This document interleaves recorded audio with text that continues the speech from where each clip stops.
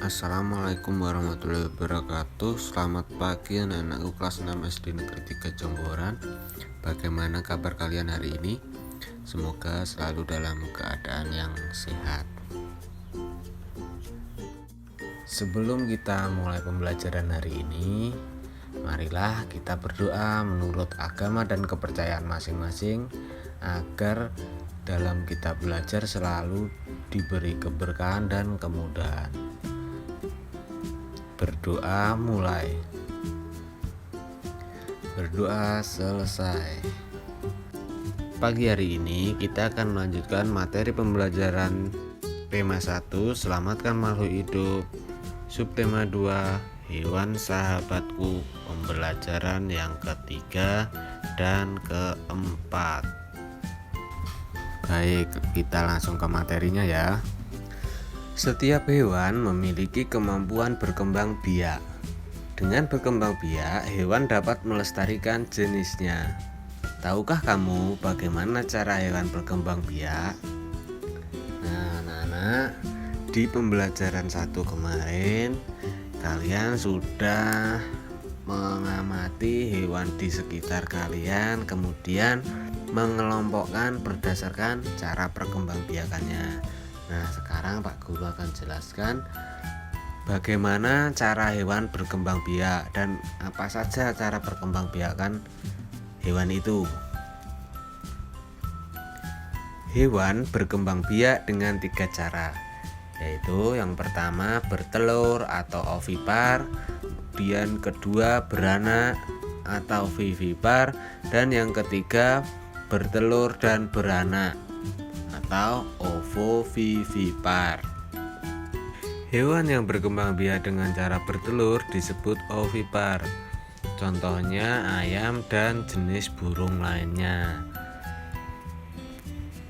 Ciri-ciri perkembangbiakan hewan secara ovipar adalah sebagai berikut.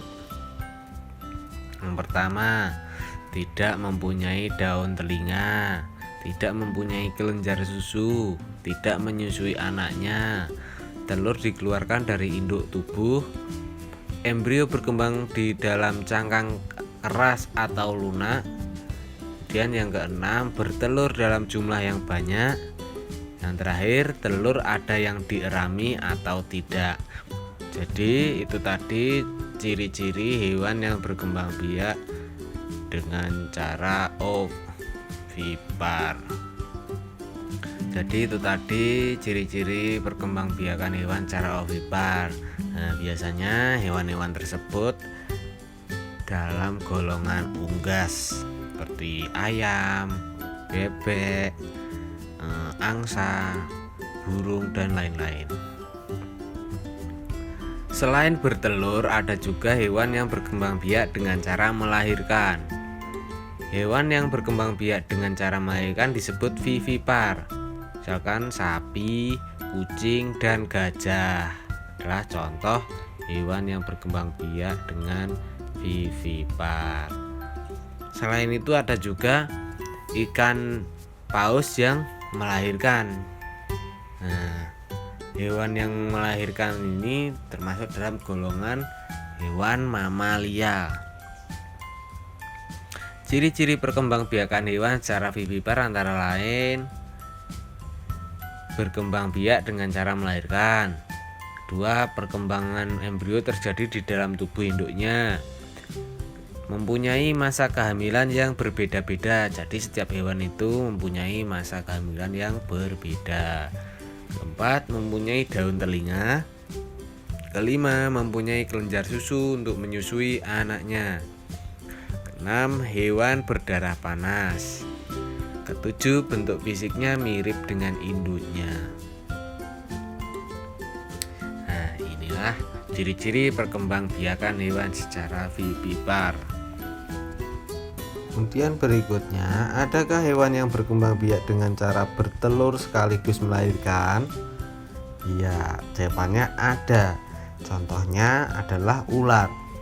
Beberapa jenis ular tidak selamanya melahirkan anaknya. Kadang-kadang pada saat mengeluarkan anak-anaknya masih ada anak ular yang terbungkus cangkang telurnya. Perkembangbiakan seperti ini dikatakan bertelur sekaligus beranak atau disebut ovovivipar. Jadi contoh perkembangbiakan ovovivipar ini adalah pada hewan ular. Nah, ciri-ciri perkembangbiakan hewan secara ovovivipar antara lain, yang pertama, perkembangbiakan diawali bertelur, menetas dalam saluran oviduk dan dilahirkan. Setelah embrionya berkembang di dalam telur dan sudah sempurna, nantinya akan ditetaskan di saluran oviduk dan dilahirkan. Telurnya tetap disimpan di dalam tubuh induk. Hewan ovovivipar melakukan perkembangbiakan generatif. Individu hewan yang sudah dilahirkan nantinya masih akan menyesuaikan lagi dengan lingkungannya. Kebanyakan hewan ovovivipar adalah reptil. Nah, jadi pada perkembangbiakan ovovivipar ini, hewan atau di sini contohnya ular itu akan mengeluarkan telurnya, tapi di dalam telur itu sudah berwujud ular. Nah, berbeda dengan ayam, bebek dan sejenisnya, itu telur masih belum berbentuk hewan, belum berbentuk ayam ataupun bebek, jadi masih perlu dingerami beberapa waktu baru menetas menjadi hewan yang baru. Kalau di ovovivipar itu di dalam telur sudah berwujud seperti induknya, begitu. Nah, anak-anak, kamu sudah banyak mengetahui jenis-jenis hewan dan perkembangbiakannya. Jadi untuk mempermudah kalian dalam memahami tentang cara perkembangbiakan hewan, kalian dapat menuliskan dalam bentuk peta pikiran. Buatlah sebuah peta pikiran dalam kertas manila atau kertas gambar mengenai cara perkembangbiakan hewan. Dalam peta pikiran tersebut bisa meliputi pengertiannya, kemudian ciri-ciri, dan bisa ditambah gambar. Contohnya seperti ini. Jadi perkembangbiakan hewan tadi kan ada 3, jadi buat 3 kotak peta pikiran ini.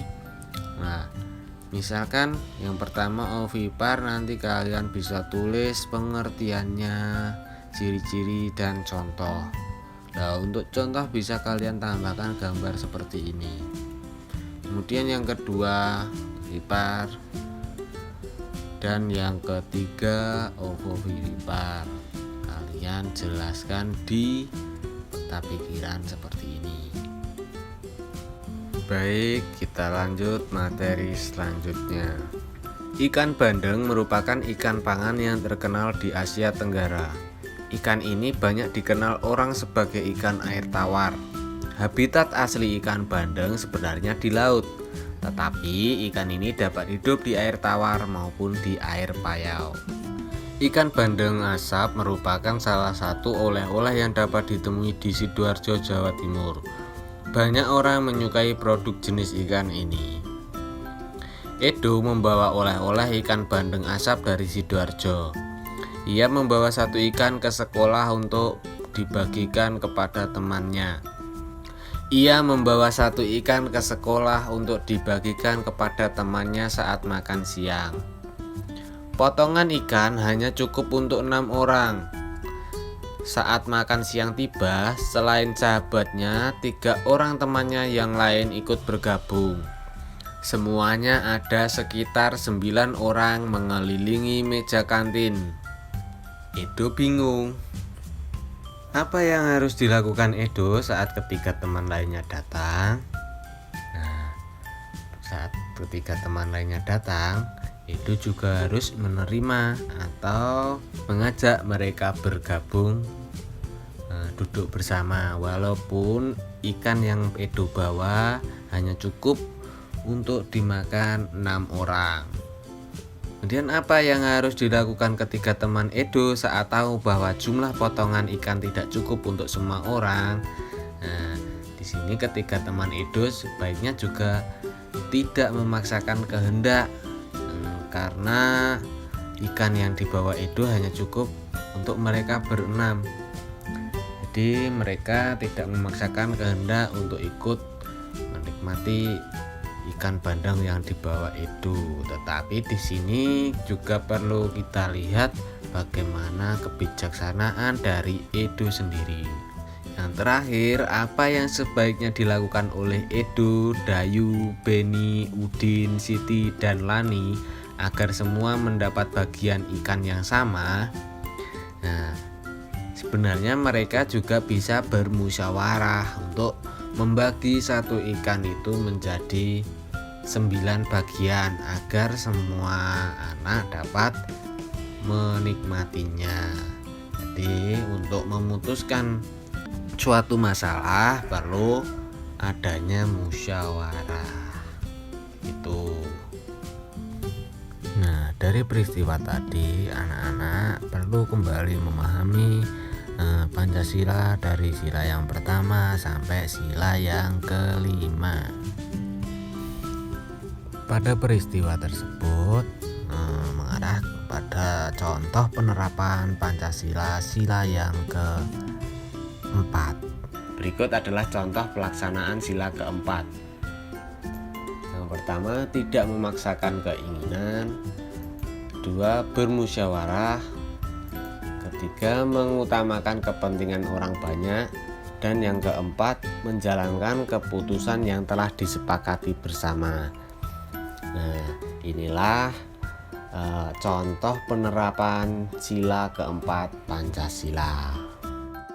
Di pembelajaran sebelumnya, kamu sudah mendengarkan teks yang dibacakan oleh Pak Guru dan membuat catatan pada diagram. Kamu juga sudah mengumpulkan fakta-fakta yang ada dalam bentuk tulisan. Nah, sekarang Pak Guru akan membacakan teks laporan lagi yang berbeda. Kalian nanti tulis dalam bentuk tabel ide pokok dan kesimpulannya dari setiap paragraf. Nah, perhatikan baik-baik teks yang Pak Guru baca ya. Bunglon.